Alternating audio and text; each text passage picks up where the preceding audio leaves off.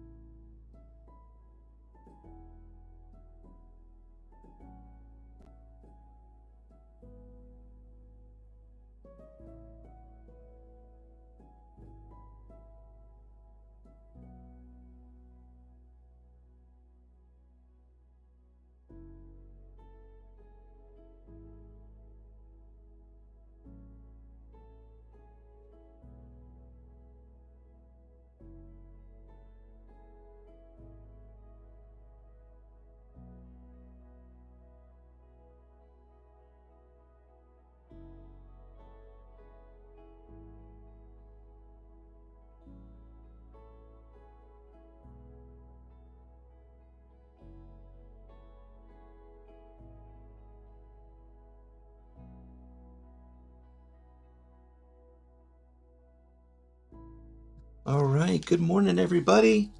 It is Thursday, March 24th, and today's lesson, all things that come from God are good. R1. Is it?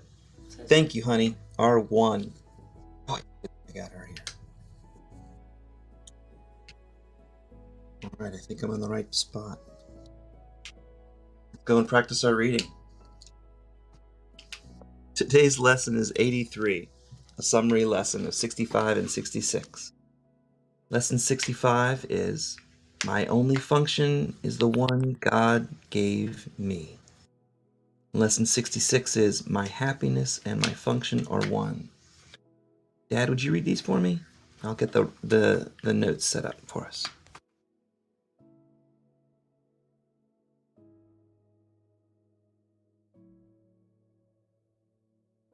Papa, you're muted. Okay, unmuted, he said, I have no function but the one God gave me, which is the function of forgiveness.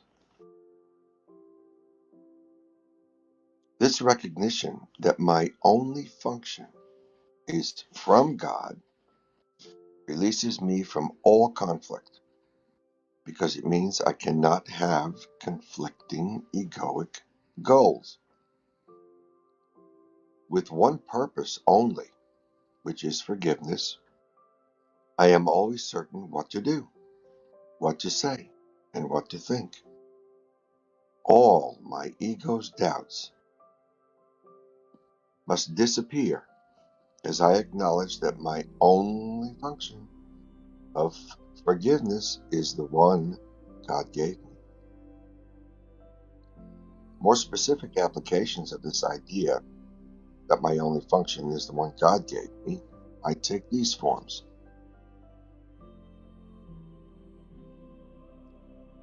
My ego's perception, this does not change my function of forgiveness. This does not give me a function other than the one God gave me, which is forgiveness. I had to make that up because I've got something that's holding. I'll read that. This does not give me a function other than the one God gave me, which is forgiveness. Going back to number 2, my ego's perception of this does not change my function. Let my ego not use this to justify a function God did not give me. And Lee turns the page.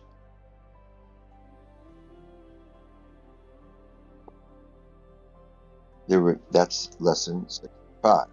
Review of lesson 66. My happiness and my function are one. All things that come from God are one. All things come from oneness and must be received as one and the same. Fulfilling my function of forgiveness is my happiness, because both my function of forgiveness and my happiness come from the same source. And I must learn to recognize what makes me happy if I would find happiness. Some useful forms for specific applications of this idea that my happiness and function of forgiveness are one are: this cannot separate my happiness from my function of forgiveness. So in a typical condition, something going on, some mess up, we can say to it or of it to ourselves, this cannot separate my happiness from my function of forgiveness. The oneness of my happiness and my function of forgiveness remains wholly unaffected by this. Nothing, including this, can justify the illusion of happiness apart from my function of forgiveness. In other words, my function is to forgive. That will make me happy. Amen. Let's move on. Gotcha. So I'm going to take Tom's suggestion and go back to the notes of 65 to get our information out of 65. And then we can do our little meditation. Should be good to go. Wish I could change pages better in this.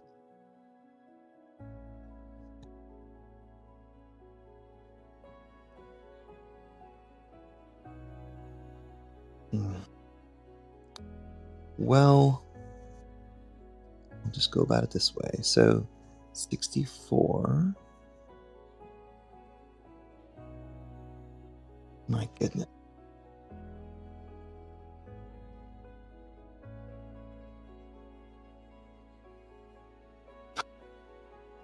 Just scroll slowly and carefully here. 60. Getting closer. I know. Boy, oh boy. Now. More. And now we got to get over to the note. Notes to lesson 64. Let me not forget my function. No, Have you, no, it's 65 and 66. Thank you. The ones that we need right now. Yeah. And thank God Thank I got you guys' help. Honestly.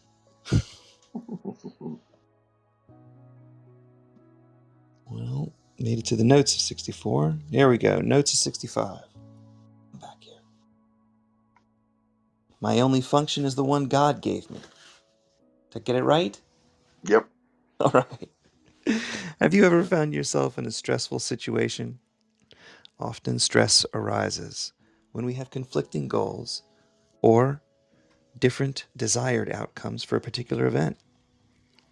Goals that conflict or are mutually exclusive create stress because we cannot get everything that we believe we need and want. We need to make choices, but what's the best criterion to arrive at the choice? Lesson 65 provides some simple yet practical guidelines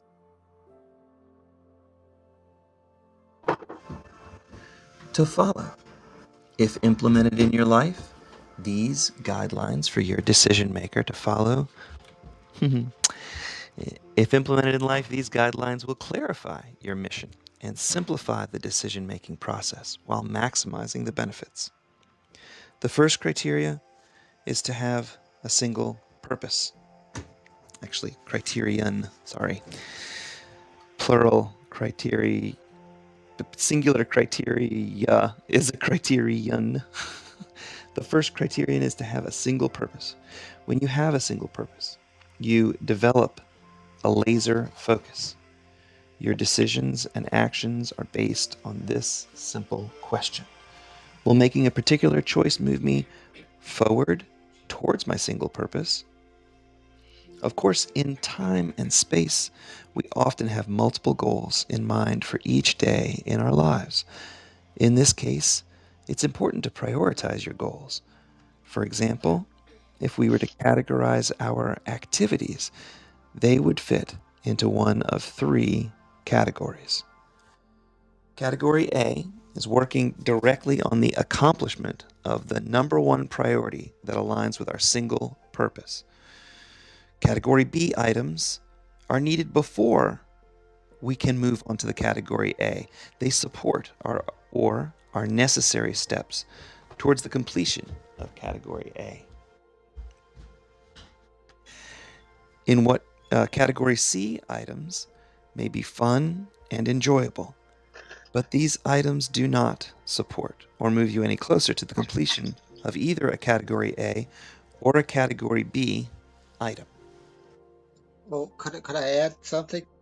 Yeah. We actually, those are the three that we typically want to have on our to-do list, so to speak. But actually, there's a category D, which would be other people's priorities or things that are maybe on their list, and a category E, which are uh, items that actually are counterproductive. But typically, whenever we're making a list, we would only put those top three categories down. A lot of times, what people spend their day with, they might start off thinking that they're going to do A, B, or a C, and they quickly shift to doing a D or an E, which wasn't even on their list at the beginning of the day. Someone else has a crisis or has a problem, and they co-opt your uh, attention to handling their situation instead of yours. So I just wanted to add that because I this is appreciate kind of a list making type tool. I Thank you. appreciate that. You're clear though that anything moving away from A and B is not really going to be productive to our lives. So you Well, can yeah, but at make as least many C as is you want. fun. At least C is fun and enjoyable. The other ones, Yeah. D and E, may be counterproductive or not really in alignment with what you were, what you're trying to achieve or accomplish. So thank you again. No problem. Whoops. Left the mic open. Sorry about that. Okay. So category A, direct accomplishments. Category B, supporting category A. Category C, fun and enjoyable, but not really pushing us forward. Lesson 65 says that your real function is your reawakening to the truth of who you really are. You are God's beloved child. We need to recognize this and accept this fact. We are spiritual beings having an earthly experience. Therefore, our function in time and space is to recognize that salvation is our only function. We want to end or save our world from the illusion of separation and fear. Illusions, or the taking on of the physical appearance, have no ability to change who you really are. Your goal is to reawaken sleeping minds to the truth of who they really are. You fulfill that function through the act of forgiveness. In time and space, your function is forgiveness. Salvation will arrive when you're willing to release all from the prison of your mind and accept the atonement, the at-one-ment for yourself. When you do that, you save your world. Lesson 65 states that once you recognize that the salvation or forgiveness is the only function given to you by God, you can proceed to the next step. This second step is the relinquishment of all other goals that your ego invented for your accomplishment. Since the ego does not know who you are, the ego is incapable of developing any plan that can achieve salvation for your world. When you realize that your function has been provided by God, the goals that your ego has invented to fix, change, protect, impress, or correct can be dismissed. To be the salvation for your world, you need to recognize the correct and only function you have is the one that God has given you.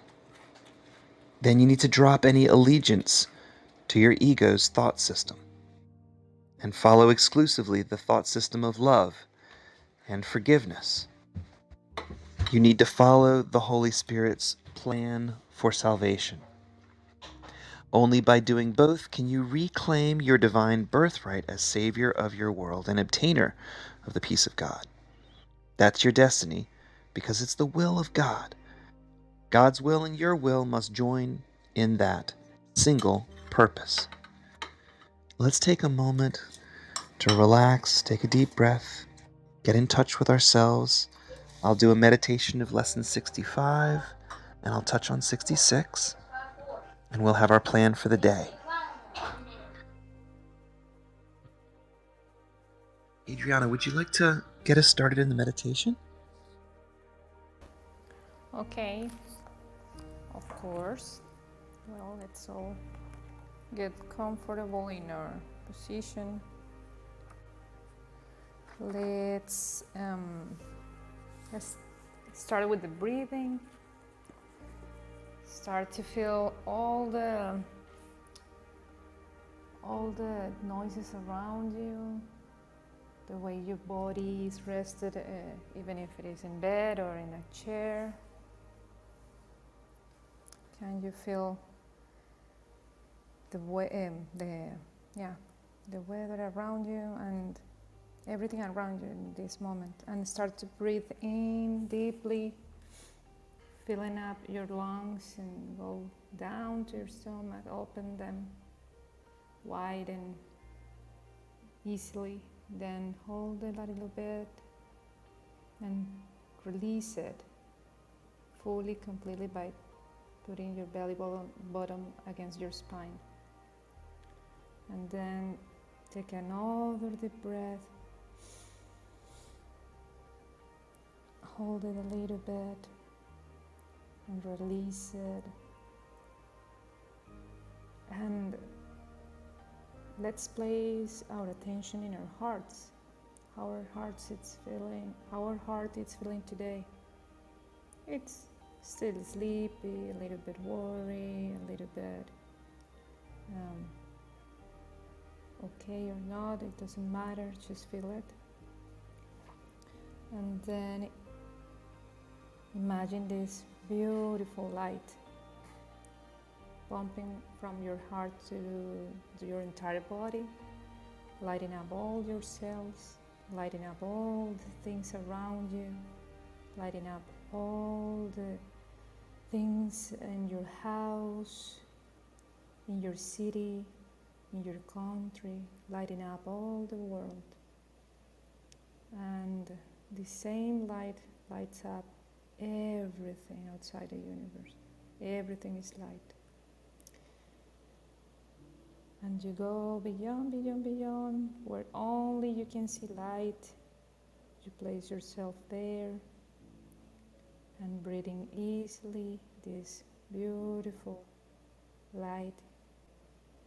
You get in touch with this essence and start feeling connected with the idea of oneness and the words that Lee is going to take us right now.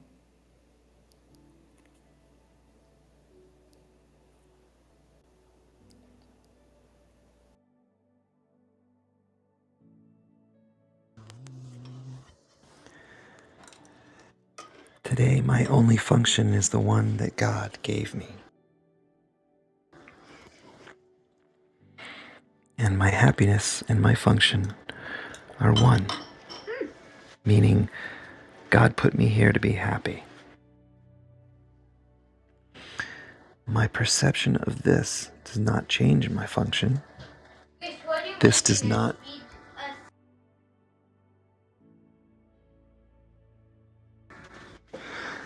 My perception of this does not change my function. This does not give me a function other than the one God gave me. Let me not use this to justify a function that God did not give me.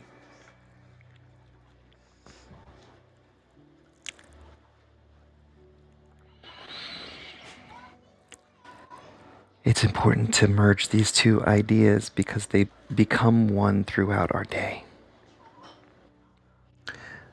So, my only function is the one God gave me. My happiness and my function are one. All things that come from God are one. They come from a oneness, so they must be received as one. Fulfilling my function is my happiness because both come from the same source.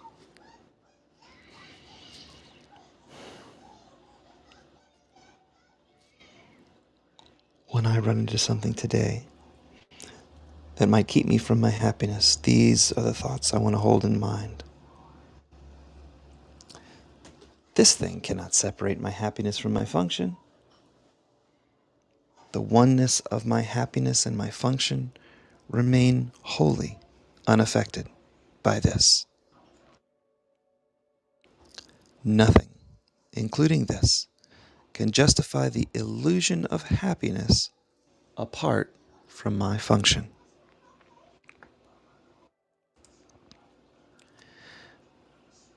And as we went through our lesson today, we pulled out a couple of these points to keep with us throughout the day. The Holy Spirit knows what your function is. And God gives me only happiness.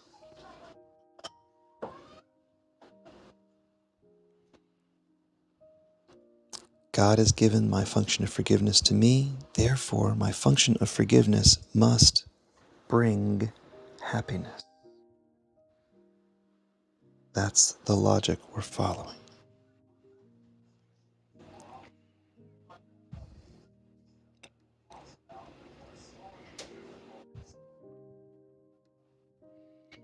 Think about this when you practice today. Can an illusory ego offer anything except illusory gifts?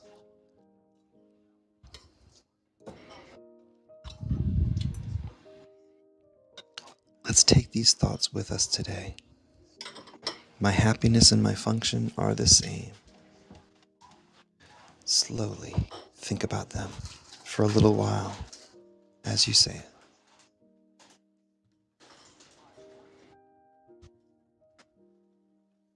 My only function is the one God gave me. My happiness and my function are one.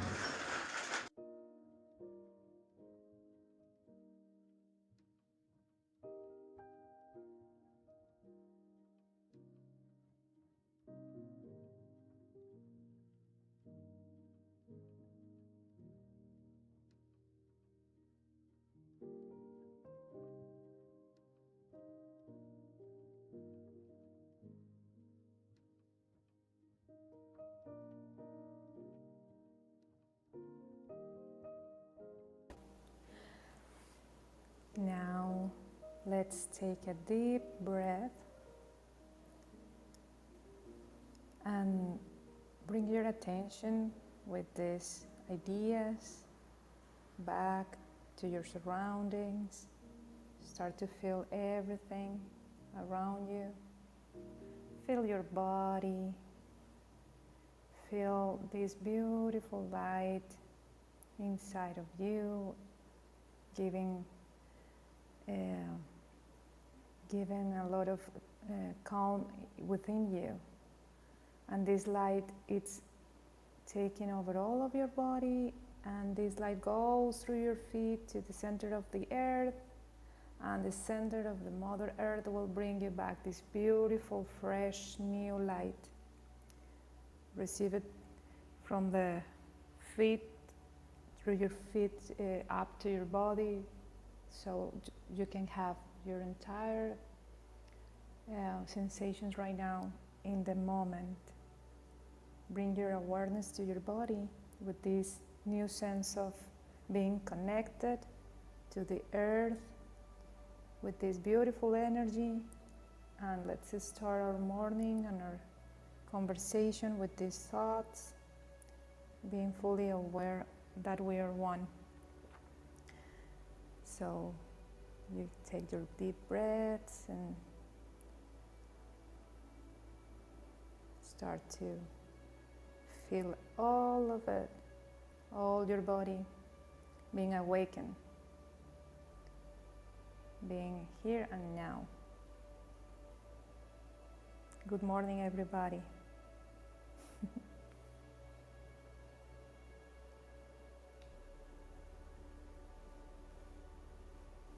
Good morning, everybody.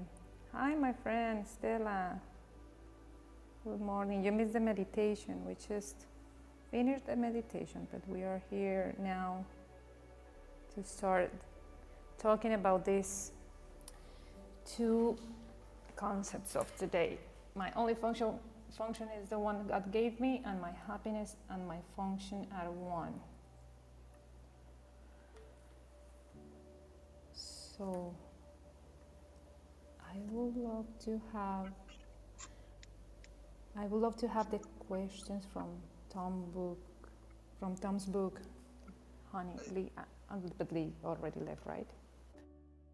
Yeah, this idea that my happiness and my function are one. God wants us to be happy.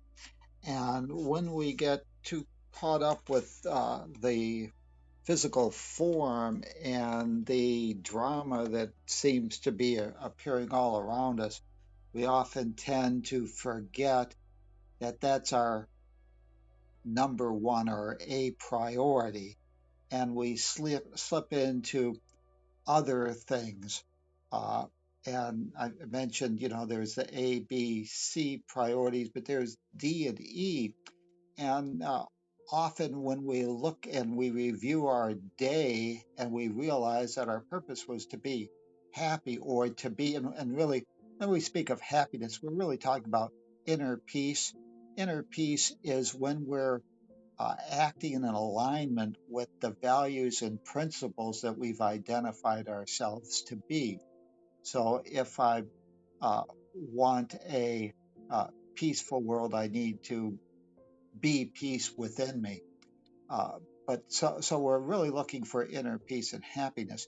If we realize that that's our purpose and our function, we would make a list to start the day of things that would help us achieve that function or demonstrate that purpose. And what often happens during our day, we get caught up in the drama and the supposed happenings that the world is throwing our way. And we tend to move off of our own A, B, and even C priorities. C priorities are at least fun and interesting. They're not draining our energy. And we move into uh, other dramas, stories, and we forget that what we're trying to do is to be happy. And we slip into D priorities or oftentimes even things that are counterproductive. And that is a drain on our energy. And we pick up grievances, and grievances tend to fix our energy circuits so that we do not have the ability to focus on the matters at hand or our A or B priorities.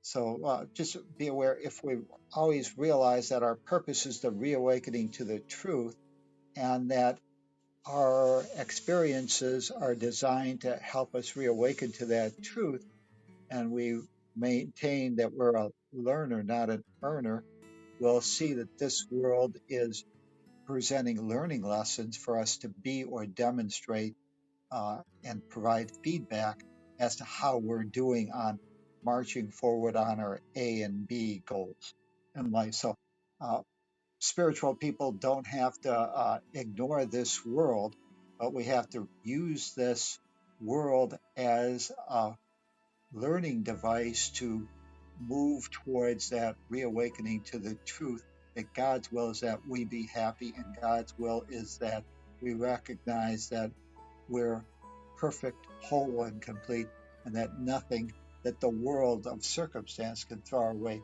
has the ability to rob our inner peace unless we choose to allow it by changing our focus and forgetting our purpose and our function in getting trapped in grievances. Thank you.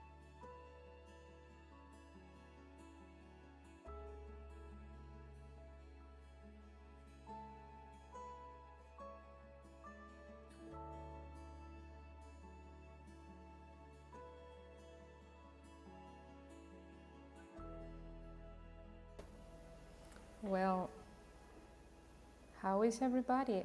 What are the thoughts on this? I was going through my notes on the lessons 65, and I remember that we were discussing in that day about the best defense system of the heart was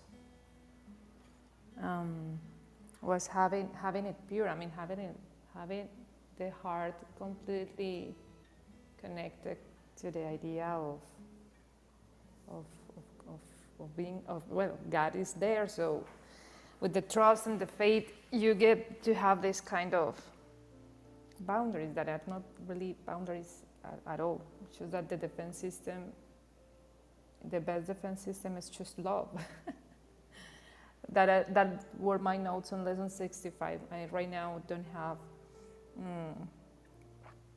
more like deep thoughts on this, because really it's an ongoing experience, these two sentences, and each day are being challenged. I mean, I know that I have been challenged on this every single day. being in the certainty that my only function is the one that gave me, and that is forgiveness.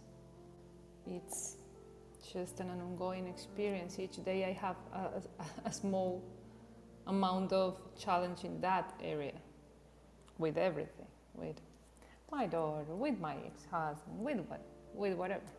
So it's practicing and practicing and practicing forgiveness and patience and love, and that will bring me happiness when I do it right, when I clearly can see the love of God among everything. That is when I can see the light and I can see the happiness around it and the oneness in that concept. But the first step is really observing my thoughts, my reactions, my feelings, and not dwelling into them, but observing them and really understanding that they come from the ego. So we need just to be in touch with God again and do all over our practice of connecting and communicating with this higher source and ask help. What should I do? What do I do with these feelings? Why is this now again in my heart? Why do I feel this heaviness? What is it for? Keep asking and asking God to give us the view on that. Will help us always to have another set of information from the level of the form to find our way back to love. Because every day we will have conflict in some form. And well, those are my thoughts. I don't know if anybody would like to share something about this. But for me today, this is really like, well, I am practicing every single day this. I don't think a day goes by that we don't trip over ourselves in trying to do one thing right, and then something else goes wrong, and then something else that gets fixed, and something else may go wrong.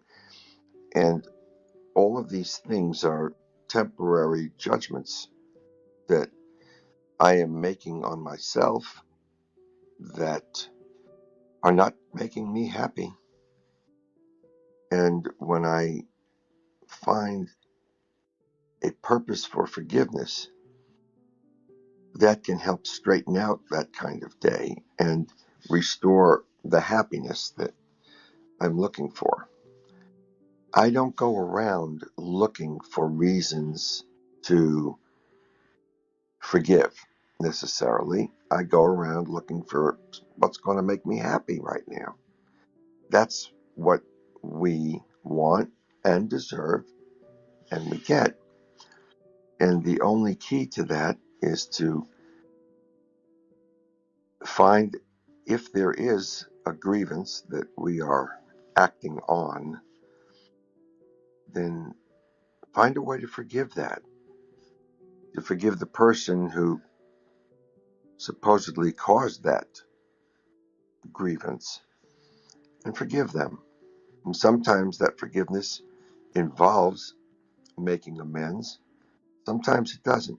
If the person isn't there, maybe the person has already passed away. But if I'm holding a grievance about that person, I can still do something about it. I can forgive them. Are they listening? Yeah, I think they are, especially when it does make me happy. And I have had that kind of experience. So it's not about, oh, they're dead, it doesn't matter, or they're in another country, it doesn't matter. It's what's I'm holding, the thought I'm holding, the memory I'm holding about them that's causing me to be unhappy. And so I forgive them. I let them go on their way.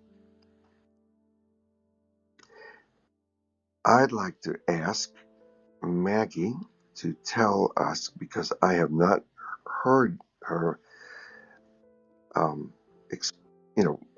before, and we usually like to find out how people either found A Course in Miracles or how A Course in Miracles found them.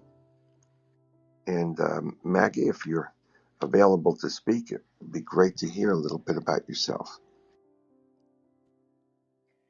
Hey, that was so Hey, unexpected. Good morning, everybody. good morning.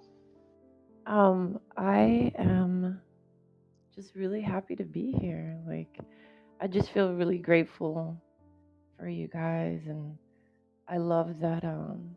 I love that you guys are this little tight family unit, and it's Lee and Dad, and the love of his life and his brother, and it's just so great. I just love being here.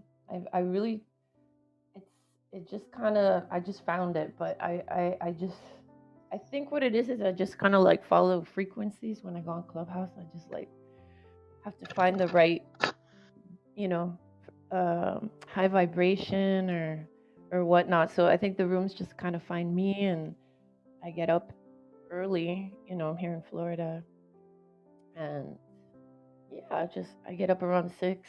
Just my body just wakes me up, and I like to meditate, and just find things to start my day on the right track. And so I realized that coming in here every day was like, I was like, wow, this is like my spiritual gym. And I have like friends who like do their meditation routine or yoga or whatever, or breathing or exercise. But I was like, oh, I just really like being in there. The energy is so good. And what's really funny is that I changed my picture recently, and so maybe people didn't recognize me anymore. And I was in a room that I do every morning about like astrology updates and stuff. And then Tamara went in there, and then so we were hanging out in there yesterday, and she remembered something that I shared in this room, I think like a month ago. Maybe you weren't there, Bob. It's probably like the Mm. most I've shared in here.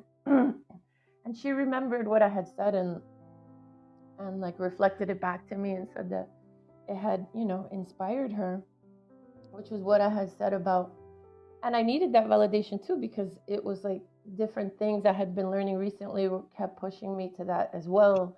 Was that, in my life, I really, I get stuck a lot in my thoughts, and it just becomes like a turmoil, and, but really, I just have this superpower of like feeling through the world with the way I feel emotions in my body, and it's it's beautiful. It keeps me out of those thoughts, and um it might seem crazy for me to say something like I really don't need to think, but that's just how it is for me, because I think it might have to do with where Mercury is or something. I don't know too much about the astrology, but I feel like very much I just get stuck in there, but my superpower is in my gut, and my just right in there, and my heart too. Like both of those are really powerful tools for me, my heart and my gut, and the way I feel through everything. Anyway, you guys have just taught me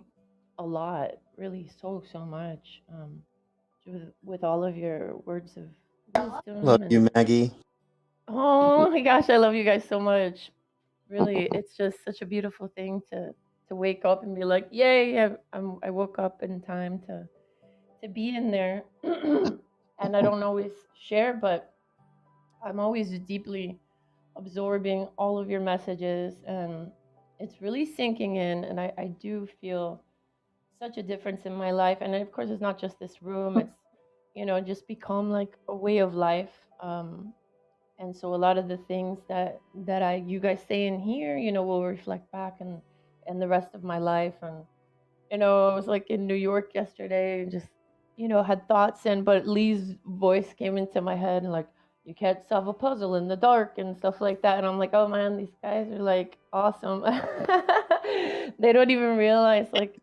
how important they are, and it's just such a beautiful thing. And I want to say that like seeing, the two of you, Lee and Adriana, it's like, I can feel that the love that you have for each other is like so sacred, and it just really comes through when you guys, will just bounce the mic back and forth or just have something to say about each other, and it's so beautiful.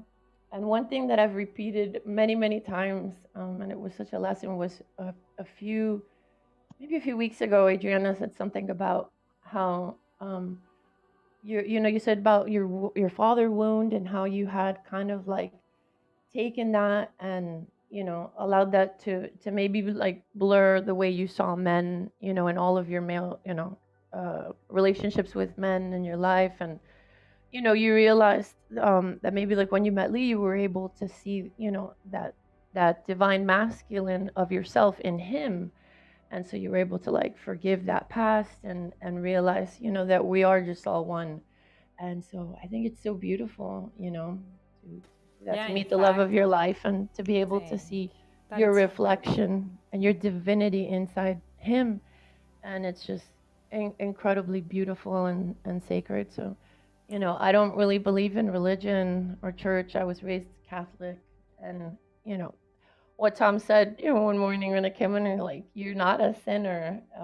The little girl in me was so grateful, because she was told that she was, and she never really understood how she could possibly think, anybody or God, any God would think that I'm a sinner. I'm just a kid. It just made no sense. Like all of the Sunday school classes made no sense. It was just about categorizing everybody, and it just never resonated. So, I think the truth that I was seeking, was in these texts like Course in Miracles or The Way of the Mastery or the Keys of Enoch. And so, yeah, I've spent my whole life searching for the real truth, the sacred truth. And, you guys really like are there, like we're doing it. It's a beautiful thing. So I honor each and every one of you. And I thank you, Bob, for letting me speak today. Thank you. Oh my gosh. I never expected that. And Maggie, it's just great to hear you. I noticed in your in your personal story that you one of the things Tom says often is that we're here to learn and not to earn. And you say that in your own way. And I just thought, oh, that's a perfect match there. Something I forget exactly how you said it right now, but being a student, for example, thinking of yourself as a student, and and not being concerned with bitcoins and all kinds of other stuff that people are trying to sell you, but we're here to learn. And I'm not saying anything wrong necessarily about bitcoins. If money is somebody's business, that's another thing. I get Uh, it. and we all know what Jesus thought of the money changers, so we'll let that go. But it's great to hear you, and you're full of energy so early in our morning. I think it's terrific. And by the way, I discovered yesterday how silly I was when I said that I would not be able to be a part of this group when I got to Liberia, but it's just the opposite. Liberia is 4 hours ahead of this, so 6:30 here right now, let's say, will be 10:30 for me when I'm in Liberia, which means that I will be able to get on here and get people like Maggie to open and tell us stuff like that. That's just great. I know it made Adriana just, I was watching because we can see each other, a few of us. She just was so touched by what you said about her. Anytime you say something and you feel like you're saying the right thing, and it's everything is one. It's the one that we talked about before, that it all comes together, and you know you're saying something really special for people. And then to hear that something you said, 2 weeks ago was particularly moving, it just shows that time is not even that important. It's we all have the love of all of these things coming together. We are trying to express it. In some cases, we're trying to discover it or rediscover it. And it's wonderful to share how those kinds of things do happen.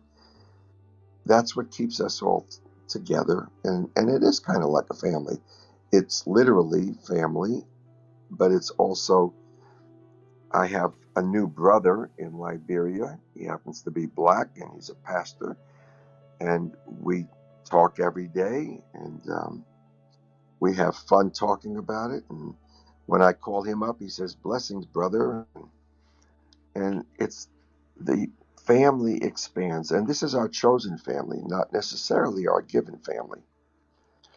But if I have a chosen family, and then I have some, let's say, some grievances that I'm hanging on to, which is keeping a formerly given family member out of my chosen family, I can do something about even that.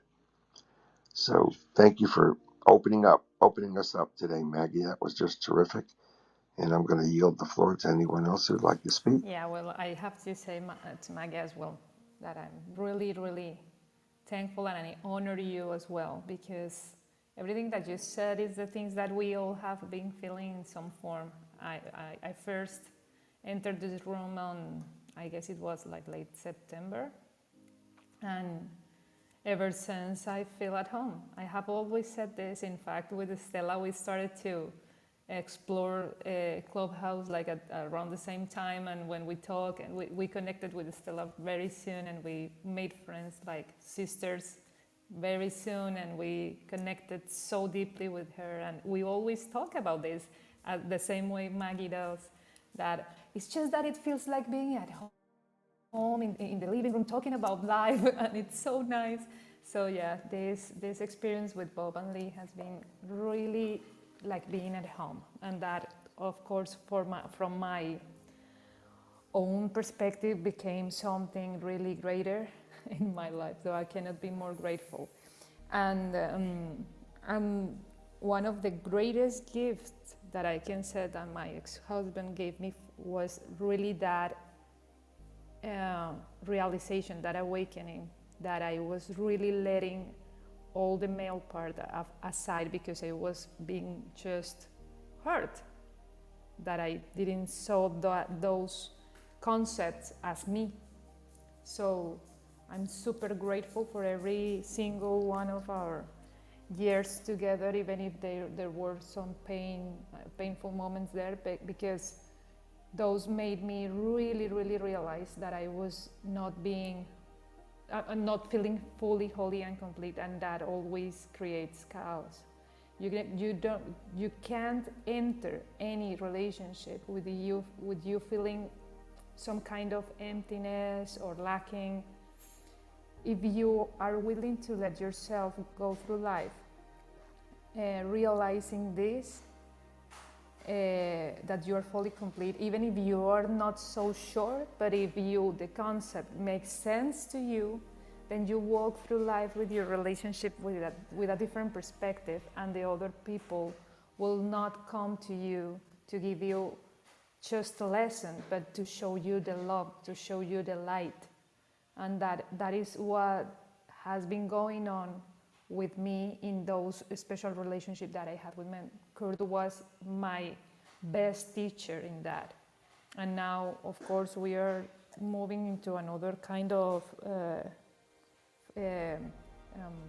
way of being a family, but we both are understanding that we are not going to stop being a family because we just didn't work out as a couple, and we are going to rearrange our reality in order for him to have a better life in that area of his life, and for me as well, but putting our daughter in the best position that she can be within this kind of separation process, because for her it would look like this kind of separation process, but in fact if we do our jobs as parents correctly, and we start to really acknowledge our spirituality the way we are now, this little girl will only see that love can only expand. Love can't separate anything, only can be expanded. And that's why I'm insisting on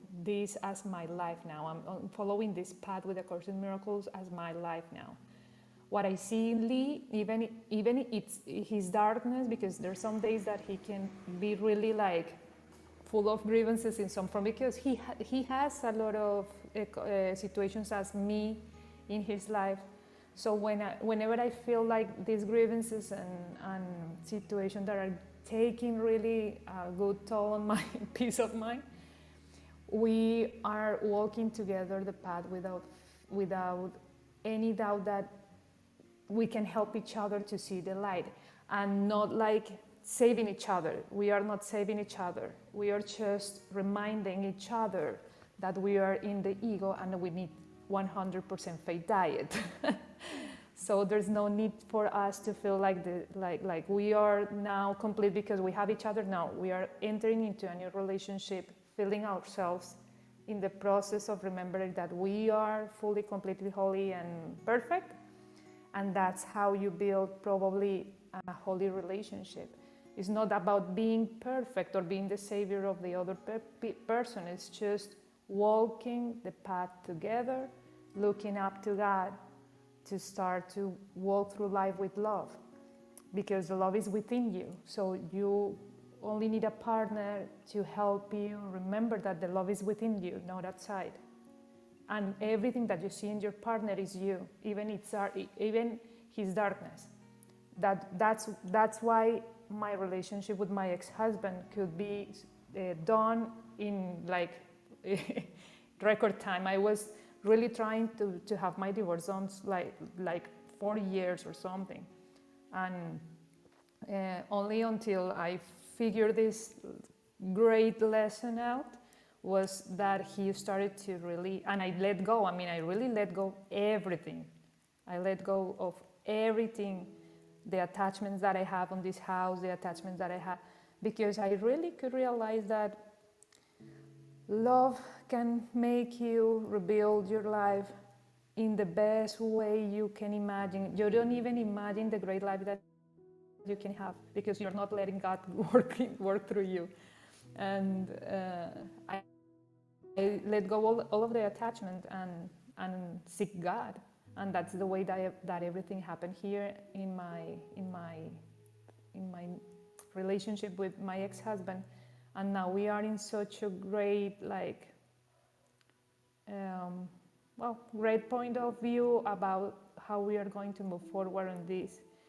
We are not perfect. He still makes a little bit of chaos around certain situations around the house, so we Be careful of still those get in chaotic conflict. cows.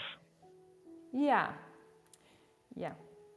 So there's there's still some form of conflict around us, but it's not that deep as it used to be, and it's getting quicker.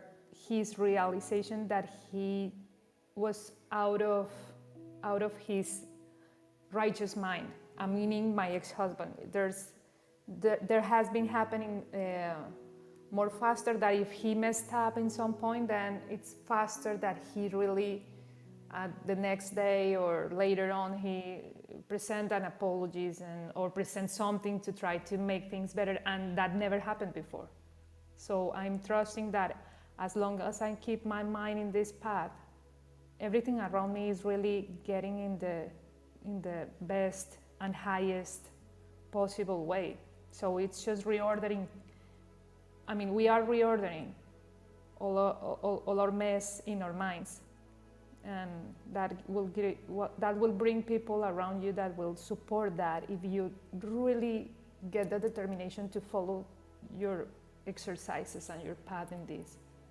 So Maggie, I want to honor you because really you made me again and again feel supremely guided on doing what I'm doing right now with Lee and my life. So thank you very much, Maggie. You are my miracle today because I needed that kind of words. Thank you very much. No, you're my miracle. I'm so grateful. What you just said about even the shadow that you see in your partner and your divine other half is your shadow as well. Like that is so beautiful, and I think we become that light, and when you turn on the light, the shadows have to come out. So it's like we're just you're gifting each other, constantly, like making each other brighter and brighter because you're just shining that love. And Bob, I'm so glad that you're still with us even when you're in Liberia. No, he hasn't left yet. He's right there still He's in still the Yeah. US. here. Yeah, he's going. No, You know what is I'm funny, Maggie? He's traveling to Liberia at the very same time that I will be traveling to. right. That's so I'm funny. going on Saturday, leaving Saturday afternoon. It's 2 days. Um, I'm not in flight the whole time, but I'm up in the air about 18 hours, and I will be there. And once I get there, there'll be 5 days that I will be working with the folks, and it's something very exciting to me. That's funny. And It's like God wants us to be the three of us at the same time up in the air because I will be flying at the same time tomorrow. Ah, that's true. But tomorrow you're gonna be flying tomorrow No, on the same on on the Monday, morning of Sunday. Sunday. So Okay. it's Well, like one of those things when the comedies when somebody goes out one door and come in the other door and yeah. go. And not only that, but I'm going to be arriving at Brussels about the time that you're leaving Brussels, Yes, so Louisa. bad. That's That we're not going to sad. actually see each other, but we'll think about it. And then from Brussels, I go down to Liberia to Monrovia, which is the capital of Liberia. I'm very excited about it. Looking forward to it. It's going to be a wonderful experience, and I hope it's going to be a fulfilling experience for all the dreams that we've had and put into it, the efforts to finally start to see something happening. So I'm really looking forward to that part. I think I cut you off, Louisa. I don't know if you were going to say something else. No, you didn't. No, never. No. I was thinking like some exotic places you're going to be and I'm going to be. So Morocco and Algeria, it's sunny. Yeah, it's going to be very sunny in Liberia. The sun is almost directly overhead. We're not quite at the equator, but we're close enough. Just a few degrees off the equator. So I've got. There's actually some suntan lotion that also has mosquito repellent, and that's for me. So I'm going to go out and get it today. But you have to bring a hat with you as well, because that Oh, will not be enough absolutely. for your beautiful head. Thank you very much. I want to keep whatever hairs I have left up there. Yeah, I definitely am going to need a hat most of the time, and I understand that I'm going to be getting a Liberian outfit. I don't know much about it, but I've seen very colorful things that they wear, and the man that I'm working with said something about my being fitted for it. So we'll see what that looks like. I may have a new icon on this if once that happens. So anyway, um, I'm really looking forward to it. It's going to be a real new adventure for me, and For I'm all of glad that us, you are bringing us in your trip. So for all huh? of us, it's going to be a great adventure because you're bringing us in your journey as well.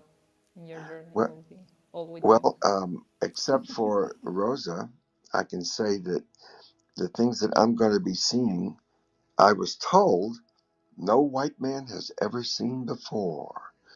So I will be taking movies, videos, and stuff.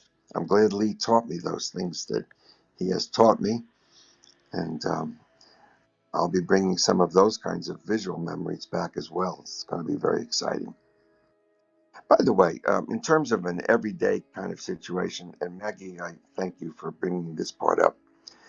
I just want to, for those of you, few of you that may be fairly new to A Course in Miracles, Course in Miracles is made up of in three parts. The first part we went through last year. It's called the text.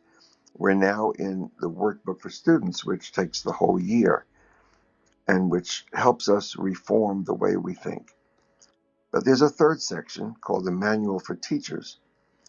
And as Lee has mentioned a number of times on this, while we've talked about things, sometimes something in that particular group of instructions can really help us through a decision we're trying to make.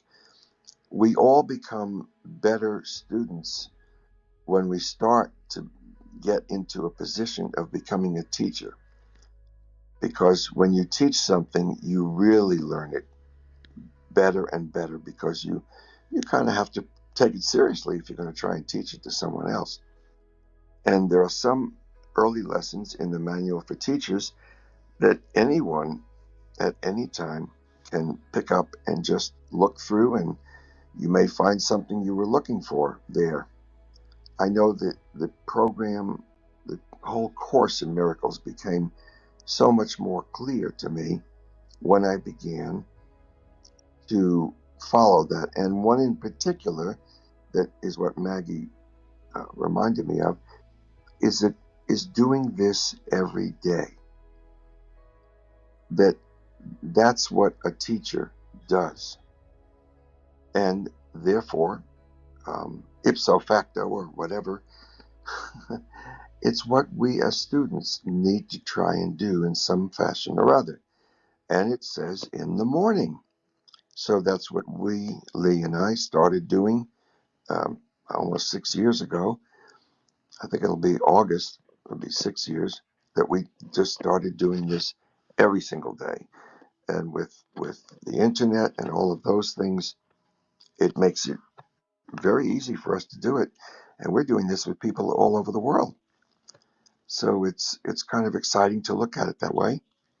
And the idea of doing it every day is a real transformational thing. of starting off each day with a remembrance of the program and the things that we're trying to do in the bigger picture. That's what I wanted to share from that. Thank you.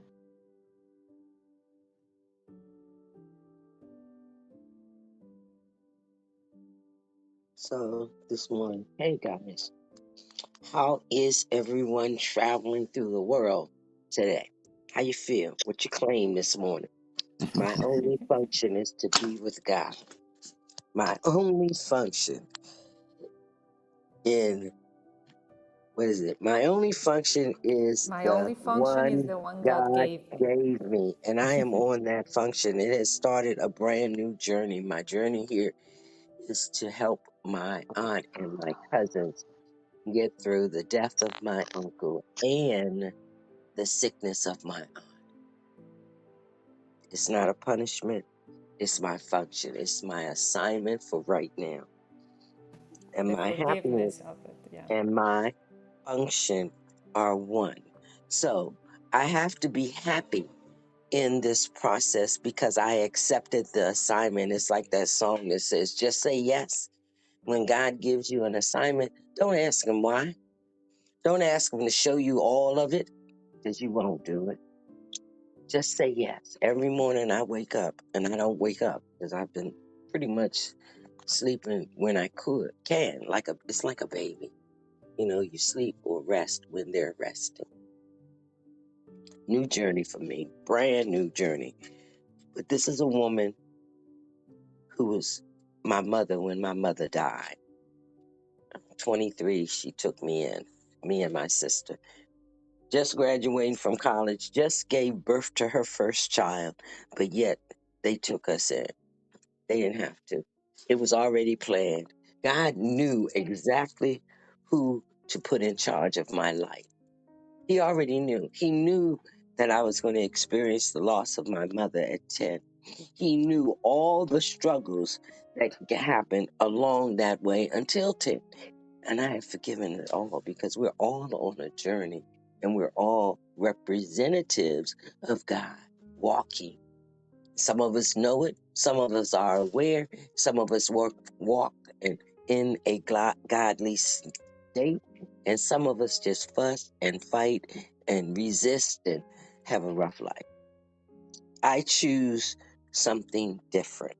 I choose to know that my happiness and this function right now are one. And God will help me through it. And so I'm grateful that I can actually have communities that I can express my true self in. I can be honest when I'm hurt. I can be honest when I need help. I can say, how do you do this? Has anyone ever done this before? I've never taken care of anyone. I mean, I'm always a caretaker, but I've never done this one. This is something brand new, and I'm ready for it. I'm happy for it. And I hurt sometimes because I'm an empath, so I feel her pain when she's talking about, you know.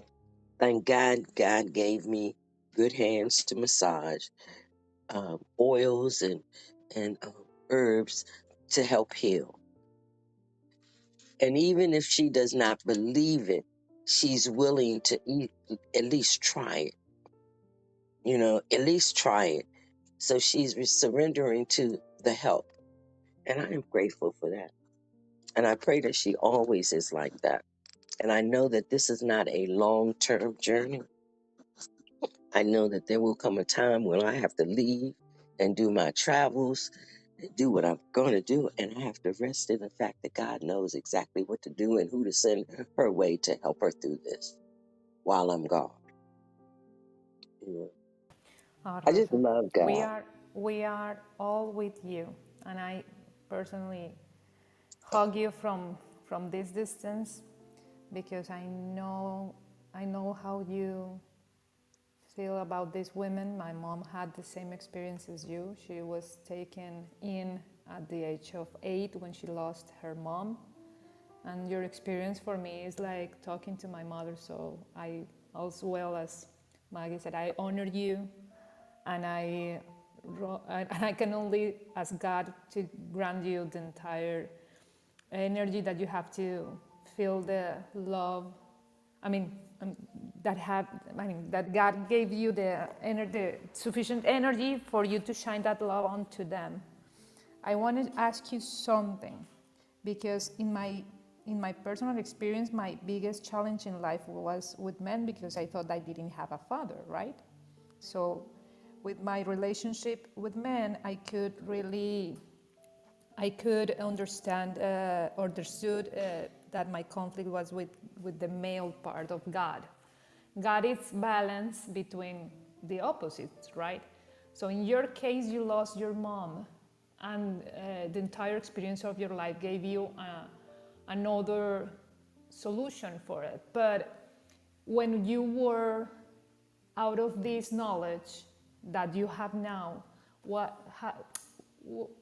is the strongest challenge that you can see you had in the past with this experience of not having your biological mom? It's just that as I'm going to start to move away a little bit from my own daughter, I want to hear what was like the biggest challenge in your mind, not having her around you. Not because this is going to happen for my daughter, because it's not.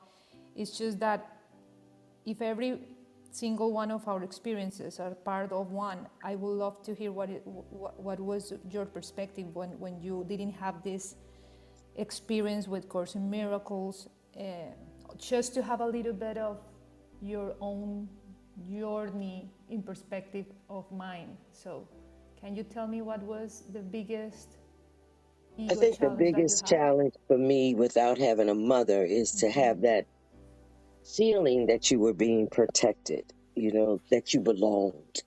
I saw all my cousins and their moms and how they treated them or mistreated them. And I was very observant of relationships between mothers and fathers. And I promised myself that no matter what, if I were ever given the opportunity, I would never disrespect my parents like some of the people that I know have, you know.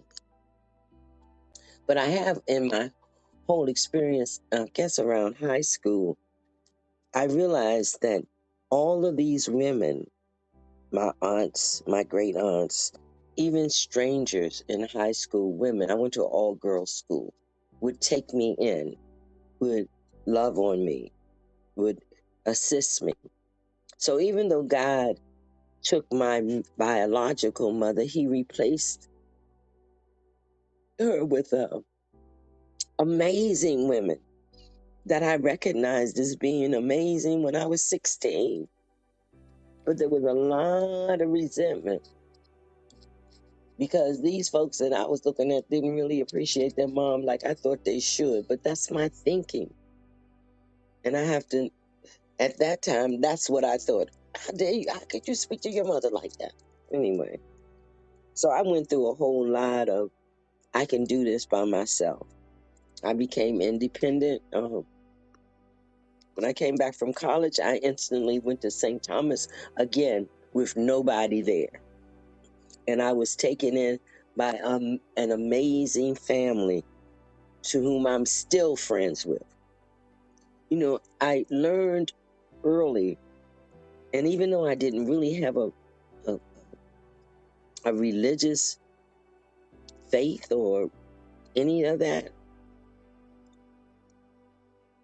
I remember at 10 saying, God, I know it's got to be a better way. This is not the truth. This is not, I remember praying that prayer as I was trying to put my sister to sleep. Because she was like 4. She didn't understand diddly squat. So she used to cry at night. And I remember touching her and rubbing her back and say, God, you got to show us a better way. This is not the way it's supposed to be. We are not supposed to be unhappy. I didn't even know that was the truth until I started reading the Course in Miracles. Until I started reading philosophers and self-help books. And it is not God's job to make us this trip here, this journey here, this lesson here to be a hurtful place. My pastor always says, you have a choice. That's what free will. You can choose to be happy in the experience, or you can choose to suffer in the experience. And I learned a long time ago to not suffer, not suffer, find joy in it.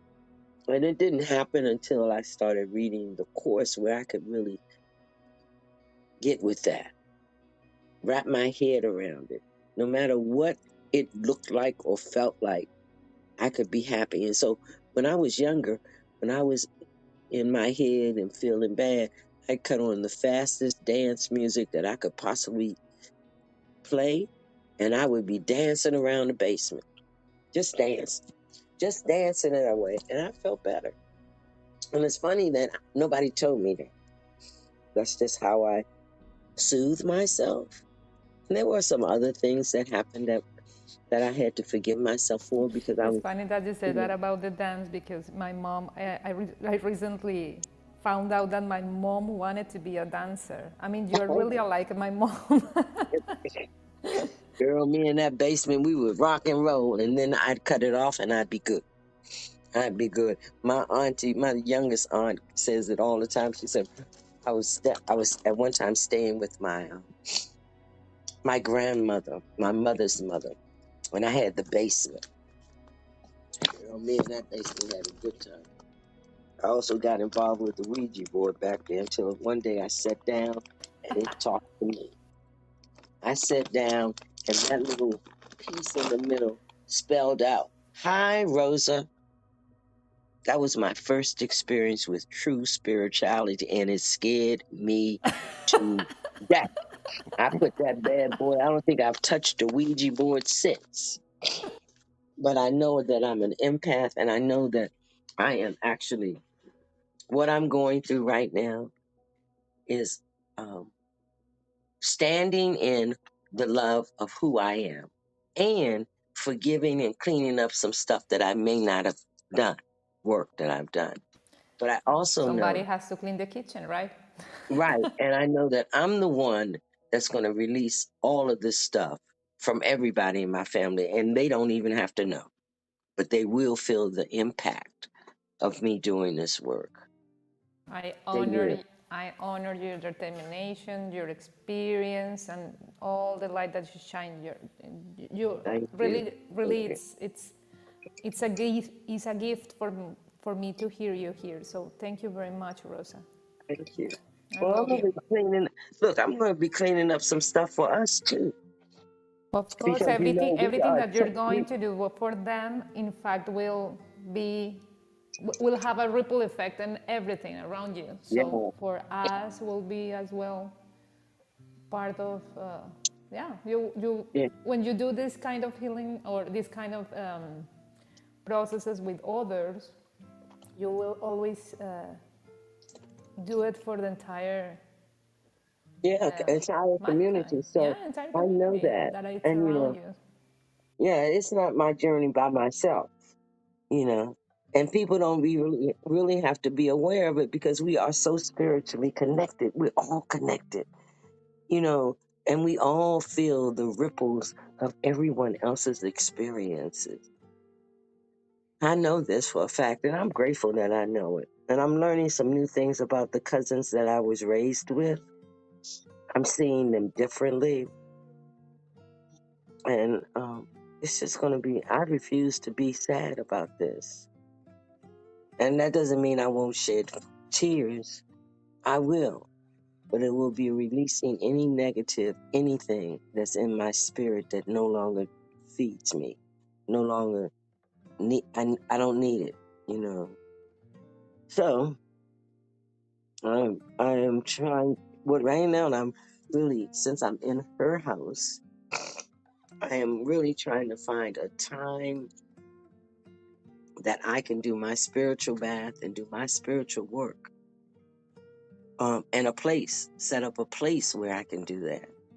So that's the journey that I'm on for the next couple of days. But I am determined that by Monday, God will give me the answer to the perfect place in this house where I can set up my God's space, even though it's all over. But when you're doing real work, you need your own private space to do. But anyway, Well, I, don't let space stop you. You have your thinking, so use the Ho'oponopono that we all love so much.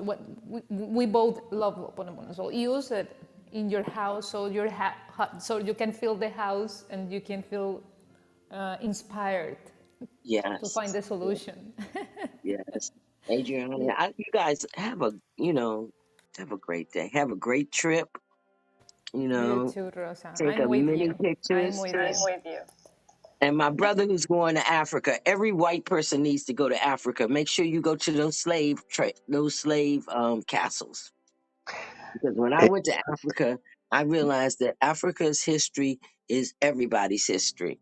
Don't You think are we're the different. building blocks of of our entire humankind. That's right. Yeah. And so it doesn't matter whether you're white, Asian, Italian, Australian, it doesn't matter. We are one people, period.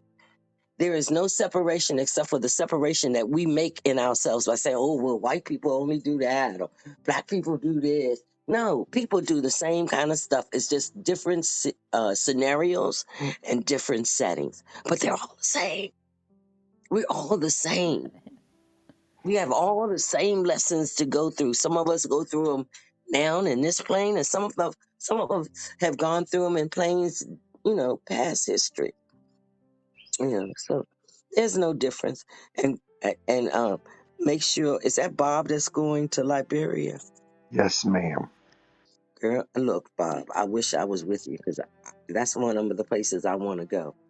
And Well, Libya, go with me too, because it's Liberia is not that far, relatively speaking, from Senegal, where um, they have the door to nowhere, and it's been memorialized, and it was where the slaves went through when they were picked and discussed and Bob, I can tell you the story. It's called The Door of No Return. that's Every it. castles, all those slave castles. The thing that people don't realize about Africa's slave trade, they were food and they were greedy. They got presents for the people that they turned in. They did not know how how those people or those slaves were treated because they didn't ever see them. They brought them in from the ocean and they took them out from the ocean. Community, the lands people, they didn't see it. And they don't really understand how belittling they treated them. They took the strongest of the strong from Africa. They didn't feed them. They were big when they got there. When they got ready to go, they had lost so much weight. They were weighing like 100 pounds. It is, and their spirits are still in those places. When I went, I could feel and hear the cries of slaves. I You know. could smell it. You could smell it, how they were mistreated. They had a room the size of a square. I don't know, maybe a bedroom. Let's just say not a big bedroom, but a small bedroom. And in that space, they would have 100 or more men, standing room only. They hosed them down with water being thrown through this little window at the top of the room. They fed them the same way. They had a room, they had a room, a window facing the courtyard where they would show these soldiers and army people, these captors, raping and beating the women.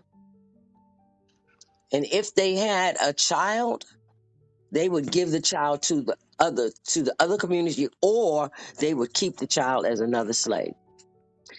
There were over millions of black people on the journey on the ocean level.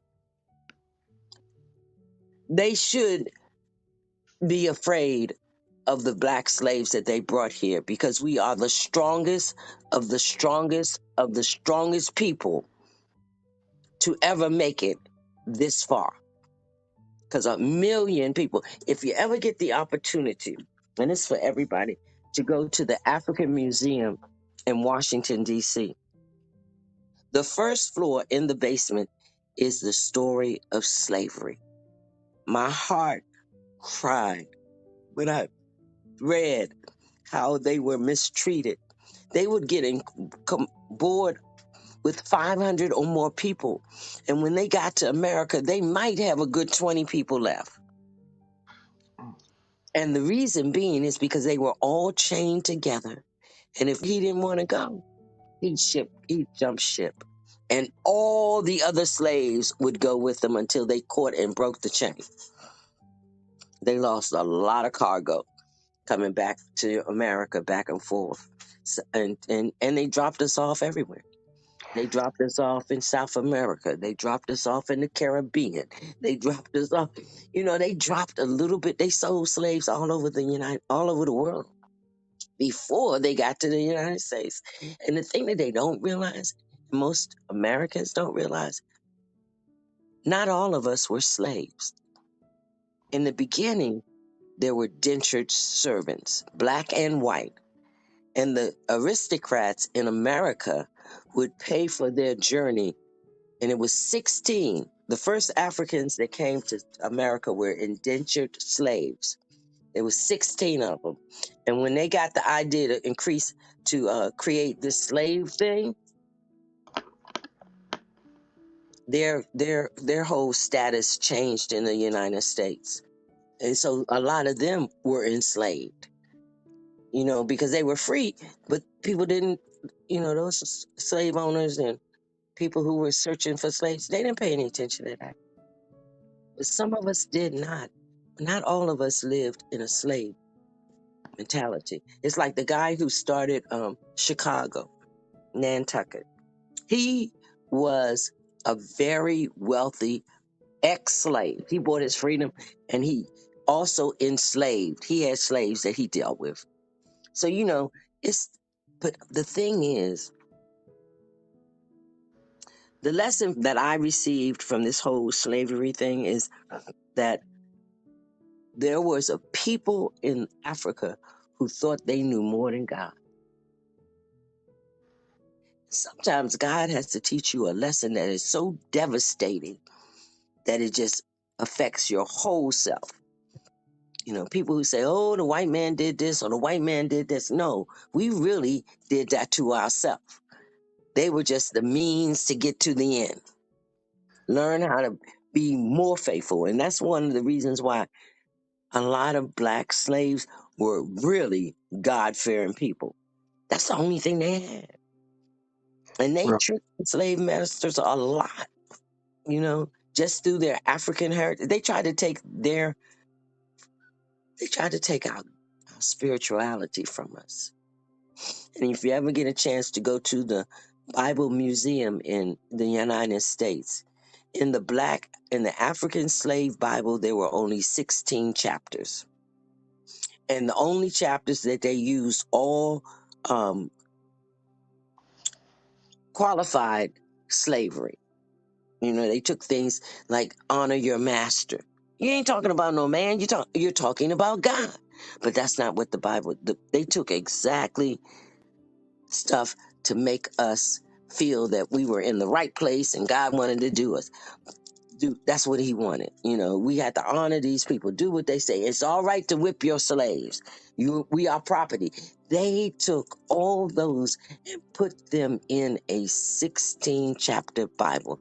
And there's 76 books in the Bible. Really? So it's a Rosa, plan. Uh, don't get me started. Rosa, no, we got you started. That's that's the good part. Listen, I'm going to tell you something.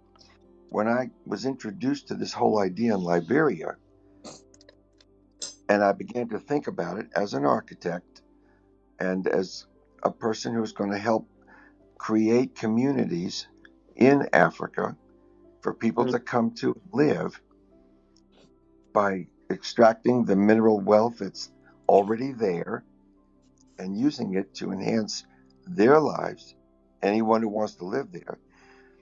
I thought we have the door to no return or to nowhere or something like that, which you mentioned. We're going to be calling this the door to freedom and the Yes. door to the future.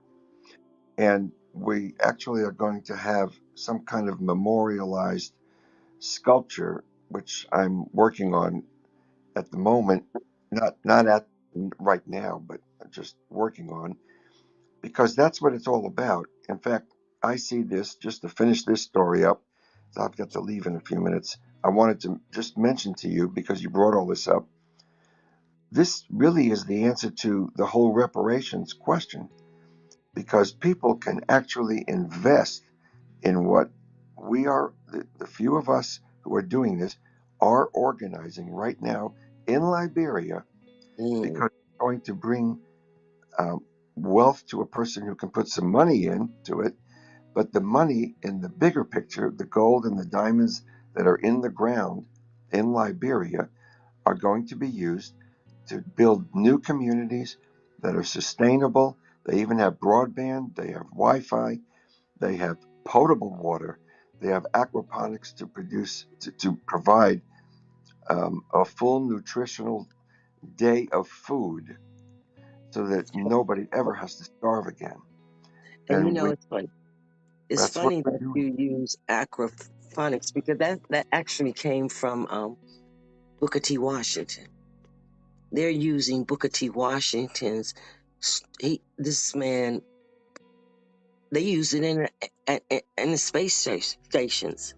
Hmm. His plan for aquaponics, and it's really very simple. And my prayer for that is that everybody comes there with the God intention, because see, one thing about man, it's easy for us to slip back into greed. That's what started the whole influx of the European coming to Africa. See, we African people have a whole different, and they're like the native Indians. We believe in the land. We don't steal from the land, or we don't greed from the land. And when they got there, they saw this simple minded people. So they thought that wasn't doing it the way they were doing it. They saw the opportunity to rip off Africa. And they did. And they didn't start with people. They started with the minerals. They started with the colonization of of the states and tribes. We were Africa in the beginning, back in the 16th wave AD, in the AD before Christ. Africa was Timbuktu. It was the base of all knowledge. And kings and queens used to send their children to learn in Timbuktu. But then the greed stepped in. So we pray, and my prayer is there is no need to be greedy, because there is so much, there is enough for everybody. There is no shortage of anything in the world. The shortage is in our thinking, and we do things to complement that idea that there's a need to to lessen the people in the world. They've done it so many times. There's a need to try to find a solution for them, or for science, and not even think about the damages that we're doing to whole cultures. And it's basically stemming from the European man. It's like they really didn't know how to live from the heart. It was always about greed. When you look at the kings and queens of England, it was all about greed. They were fighting amongst themselves for kingship of countries that they weren't even born in. We are a strange creature that God created.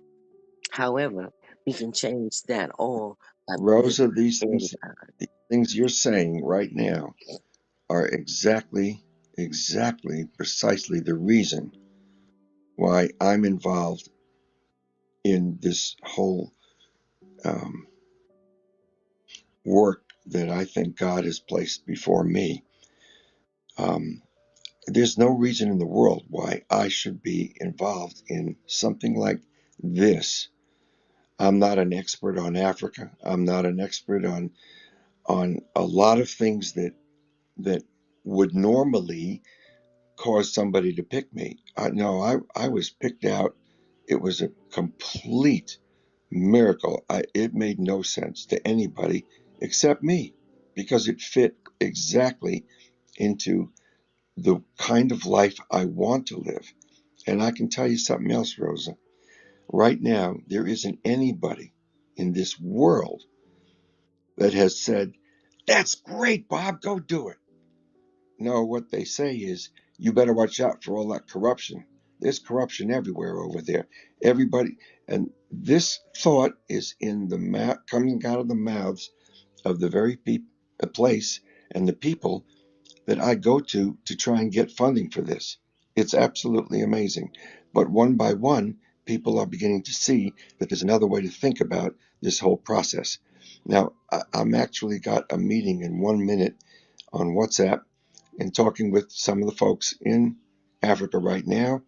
I need to go to, but you have really energized me because you have stated the problem and the misunderstanding of the whole world. And we're hoping to solve some of that in the real world in Liberia, the only country in Africa out of 54 that was never colonized. They You never know, made a let me tell you colony. about. Give you a little I got history. to go. Okay, well, I'll tell the rest of them. Liberia was actually started and combined by Marcus Garvey. He took the first ship back to Africa, and they landed in Liberia. You're right; it has never been colonized, and they've been at war for the last 10 since I went to Africa in 2000. They were at war. We couldn't even stop in Liberia. So they're now clearing up their war and ready to do some work. So my intention for you is that you learn to live in God while you're there. Be conscious of those people that you're around. Ask God to show you the truth in this situation. The truth, not a truth, the truth. Have good intentions, and you will find your way and you will do exactly what you want. Thank you, Rosa, Exactly. Be so much. blessed and have a Bless. great time. Thank you. Bye. Bye bye. Yeah. My only happiness. God only wants us to be happy. It doesn't matter the situation. Ask for the truth to be shown and he will show it to you. I am grateful. And I am done. Well, let's say this. I'm getting ready to go upstairs and take me a spiritual bath and start working on my intention for today. Rosa. I love that Rosa, spiritual thank bath. you so much for sharing, Rosa. Oh my God. Good morning, everybody. I love you. Good Dang, morning. Rosa. Good Yeah, morning, my go take friend. a spiritual bath. Rosa, definitely. It's absolutely beautiful. Yeah. That's because Agreed. you know what, but the bottom line, you guys have to realize that we are reflections of self and of each other. And sometimes you have a thought and somebody will say it. So somebody on this line had a thought of Liberia and God said, give them some history. I'm just answering, just doing what God says. And excuse me, I really know how to speak perfect English.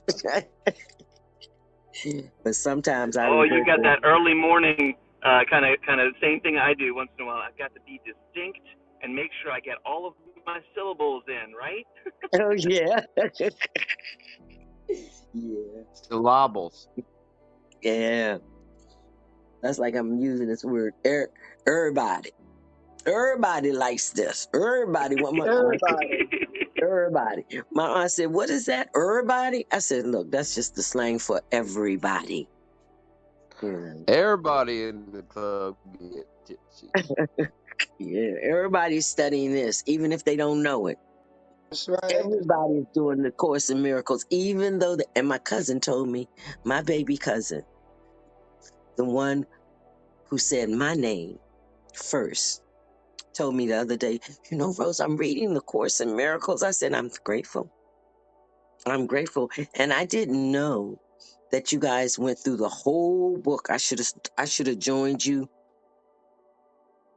last year when you were doing. I find it helpful for me to do this each chapter with somebody. And they recommend that you do it with somebody. So this is going to be an amazing journey. And unless you guys stop, I'll be here.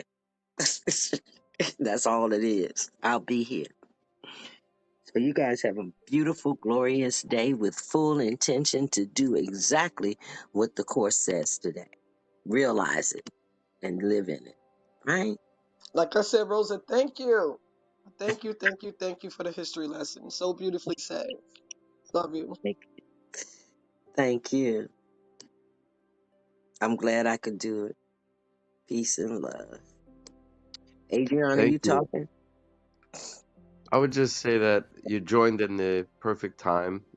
You know, the time when you joined is aligned, and what I can see is that the miracle is open to all of us, provided we've got the perspective to stay open to that.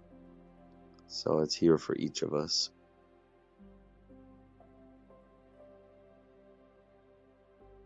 It says my only function is forgiveness, which is amazing. I love that lesson. And it goes, and the beat goes on. I'm gonna have to take you to dance some days, Rosa. I want to dance with you.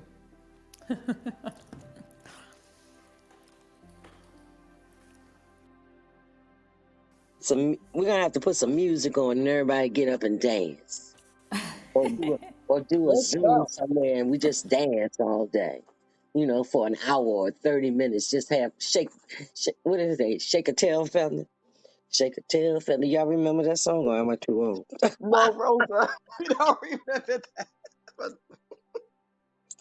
we can find it though. We can find it on YouTube.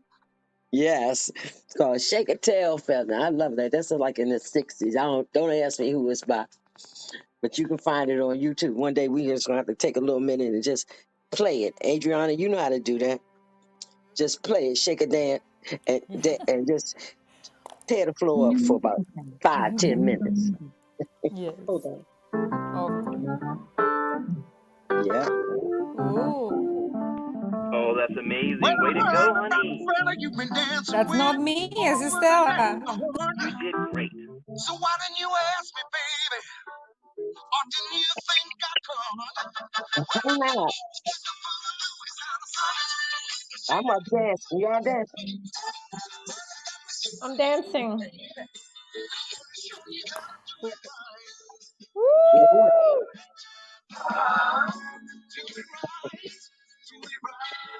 Shake it, girl.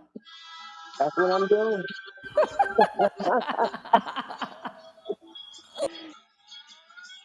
Go, go. Yeah. Mhm.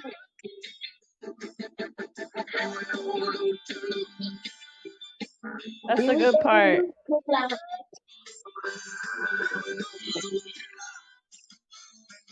I love this. Bend over, let me see you shake a tail feather.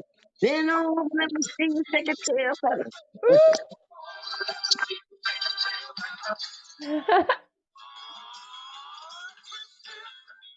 Twist it. Shake your tail feather. Shake that tail feather. I'm shaking it for you, Rosa. I love you guys. And this has been fun. Wonderful. Shake your Mm, tail feather. that's it. Oh, twist. Yeah. I don't know how many people remember the twist. I don't think Yes. you guys are that old. Yes. Chubby checker. This is the Yes. best. Awesome. Shake your tail feather. Mm, Do the church. Do the monkey. Get funky. Oh, she said the monkey. Sorry. Lord have mercy. It has been a great journey. Potato.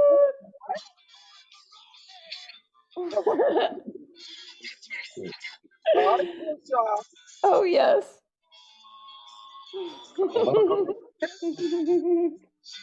Shake it, shake it, baby. Oh my gosh. I love you guys so much.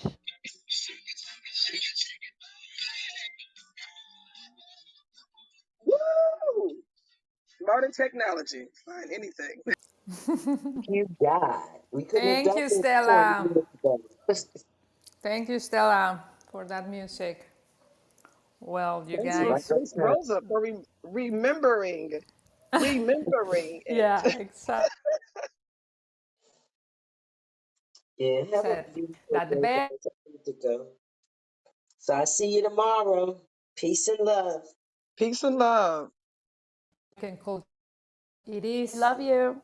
like that. So have a wonderful day, everybody. I think I'm Love you gonna guys. end it back yet from school. I'll be home. I'll be home in about Ah, 5 minutes, and then I'll be able to shut it down. Almost there. perfect. But it has been fun and It lovely. was a good So one. You can control what thank you very music much. plays Yeah, it too was a good one. in your Spotify. Yeah, no, it's just that I'm getting better ready for school, so I wasn't Gotcha. in my computer right No now. problem. No problem. Okay. Have a great day, everybody. Have a great day, my friend. Love you. Thank you. Love you. I love Thank you you, all so much. Maggie. I'll see you Bye, tomorrow. Maggie. See Thank you you, tomorrow. Bye Adriana. bye. Bye. Bye, guys.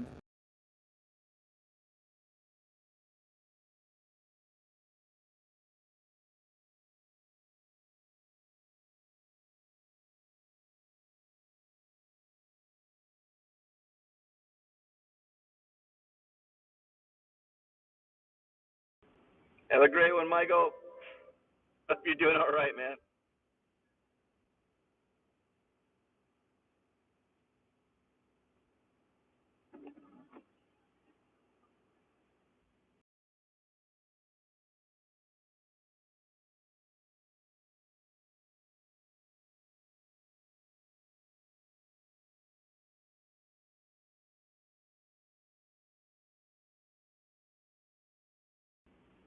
Mira, mira. Mira, if you can hear me, let me know. Can kill the music.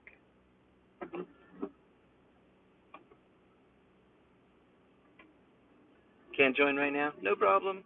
I hope you have a wonderful day. I just thought I'd say hi to you since it was just us left.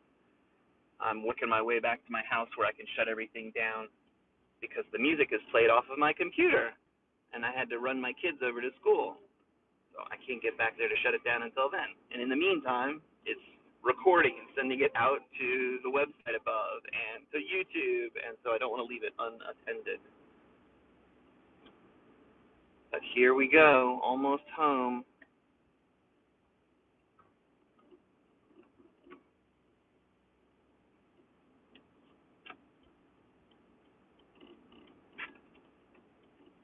So I guess this show is just for you, Mira. I hope I'm pronouncing it right. Love your description. No one's crazy. Oh my God. Gotten close enough to that. There we go. Reasonable and rational.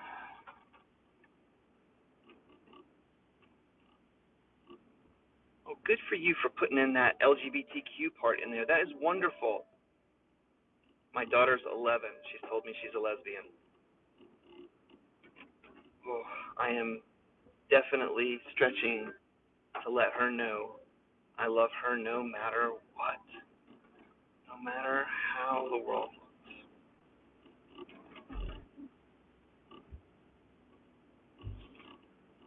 All right. Almost home.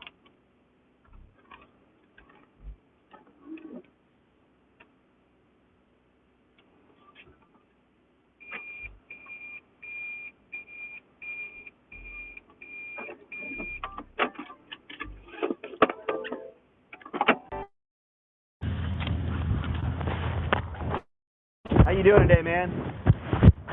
You guys close to done with your car? Oh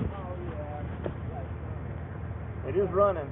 It's definitely running. All right, man. Good luck today.